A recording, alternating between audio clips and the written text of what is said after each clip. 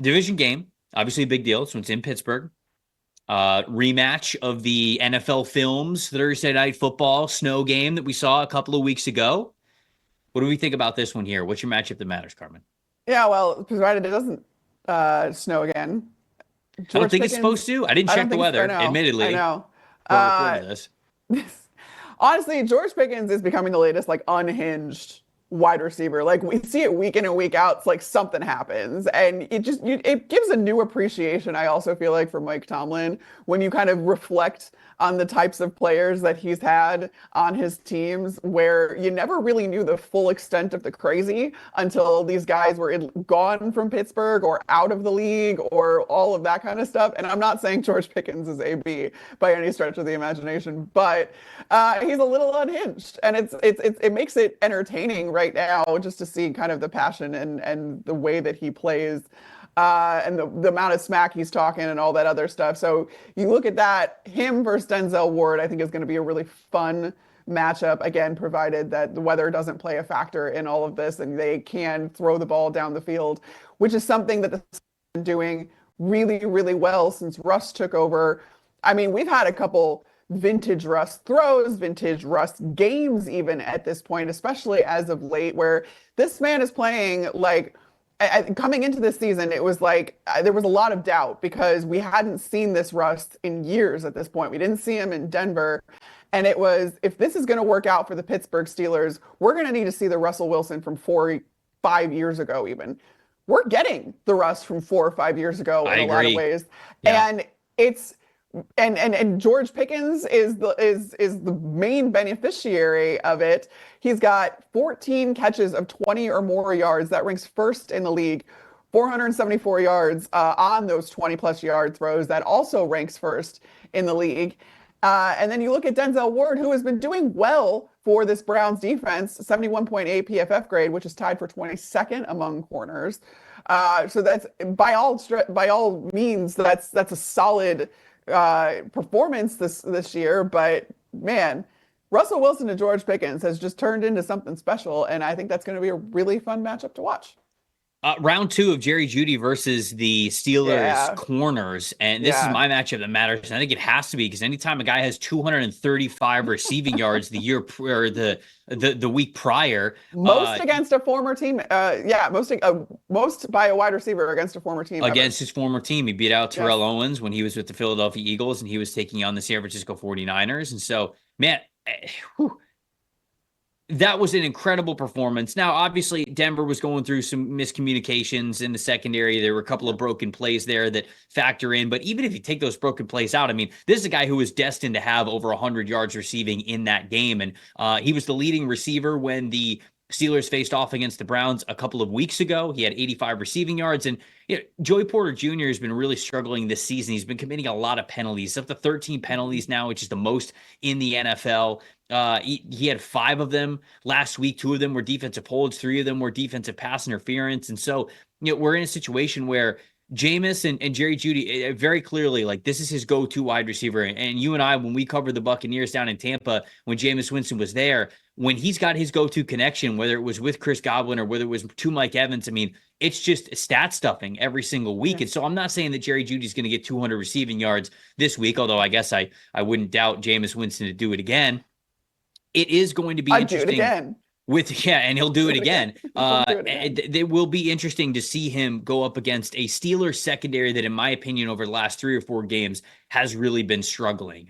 It's the defensive line, in my opinion, and I'll get to, I was going to say I'll get to that in a second. I'll get to it right now. Defensive Okay. line for the Pittsburgh Steelers is fantastic, but amongst the names that we talk about all the time, Cam Hayward, TJ Watt in the conversation for Defensive Player of the Year, what Keanu Benton is developing into as the other interior defensive lineman there, Alex Highsmith, whatever. Nick Herbig has been unbelievable for this team, not just as a designated pass rusher, but just as a presence on the football team. He has 4 games this season where he has earned an elite pass rushing grade, including the last 2 games that he has played. He has been unbelievable, and I did a little bit of a film study with Ollie Conley for the Trenches show earlier this week.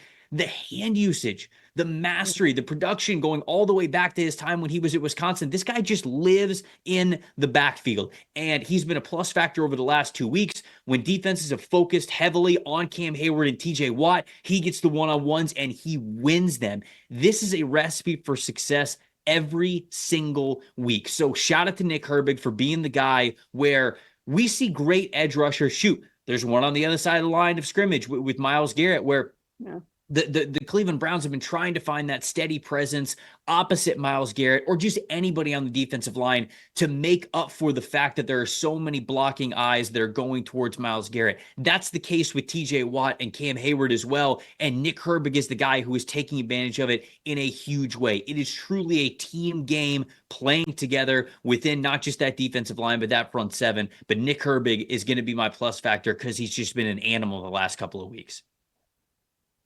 My plus factor in this, I'm excited to get to and I'm excited to talk to you about it because it is the ultimate plus factor, and it's Jameis Winston. And what Jameis Winston we're going to get. I don't know about you, Trev, but this last Monday night game, just getting to collectively experience the reaction of everybody of a life that you and I lived for so long.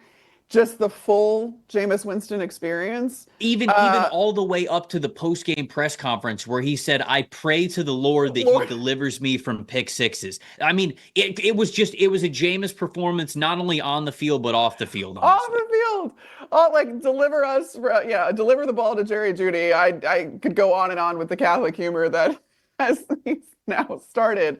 But I mean, he really is the ultimate plus factor, and it's which Jameis Winston you get, or how much of one Jameis Winston you get versus the other side of the coin. Because we did see some absolutely explosive plays, which is why Jameis Winston, I likened him to, I don't know if this is like a good way to say it, but he's almost like a drug. It's like you get this high from him, and like he shows you these amazing things, like the 70-yard touchdown pass. It's like as soon as Bo Nix throws a 93-yarder, it's followed up by Jameis Winston throwing a 70-yard bomb. Like that kind of stuff, you're like, oh my God, that's incredible. Just the potential that Jameis Winston has, it keeps you wanting more. And then there's also the other side of it where he threw 6 touchdown passes. Mm-hmm. 2 of which were to the other team. Mm-hmm. This is like the production versus can you kind of harness Jameis Winston and the good things from Jameis Winston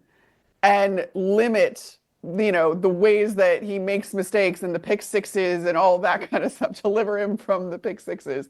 I mean, the stats in this last game on Monday night were just absolutely insane. He throws for almost 500 yards. I